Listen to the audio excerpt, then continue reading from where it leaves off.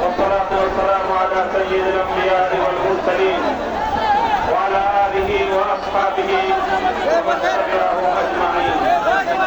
أعوذ بالله من الشيطان الرجيم. بسم الله الرحمن الرحيم. ولهن مثل الذي عليهن بالمعروف. صدق الله العظيم.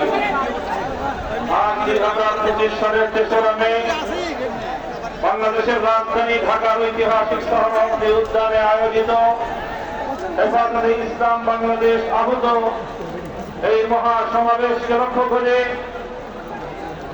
আমি সর্বপ্রথম স্মরণ করতে চাই ওই সকল বীর শহীদদেরকে সাতরা থেকে 2024-এর জুলাই বিপ্লব পর্যন্ত রক্তের আঘাতে এই পথ পেয়ে পাড়ি দিয়ে বাংলাদেশ 2024-এর 5ই আগস্ট দ্বিতীয়বারের মতো স্বাধীনতা অর্জন করেছে। সেই স্বাধীন বাংলার মাটিতে দাঁড়িয়ে আমরা শপথে বাণী উচ্চারণ করতে চাই, রক্ত দিয়ে স্বাধীনতা এনেছি, প্রয়োজনে রক্ত দিয়ে সেই স্বাধীনতা আমরা রক্ষা করব। স্বাধীন বাংলার মাটিতে দাঁড়িয়ে আমরা বলতে চাই, নারী সংস্কারের নামে আল্লাহর কোরআনকে, ইসলামকে যে কটাক্ষ করা হয়েছে, ধর্মীয় উত্তরাধিকার বিধান, পারিবারিক বিধানকে নারী পুরুষের মধ্যে বৈষম্যের প্রধান কারণ বলে আখ্যায়িত করে বিতর্কিত নারী বিষয়ক কমিশন এদেশের সংখ্যাগরিষ্ঠ মানুষের ধর্মীয় অনুভূতিকে আঘাত প্রদান করেছে।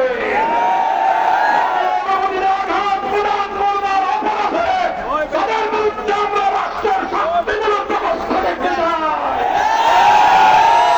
হেফাজতে ইসলাম বাংলাদেশ বলতে চায়, এই তথাকথিত পশ্চিমা ধ্যান ধারায় বিশ্বাসী বিতর্কিত নারীবাদীদের আদর্শ এবং দর্শন নয়, বরং হেফাজতে ইসলাম বাংলাদেশ ইসলাম প্রদত্ত আল্লাহর ঘোষিত নারীর ন্যায্য অধিকারে বিশ্বাসী।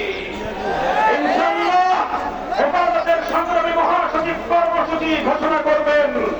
সারা বাংলাদেশ জুড়ে হেফাজতের নেতা কর্মীদেরকে আগামী মাসগুলোতে গোটা বাংলাদেশ জুড়ে নারীর ন্যায্য অধিকার আদায়ের জন্য মাঠে নামতে হবে।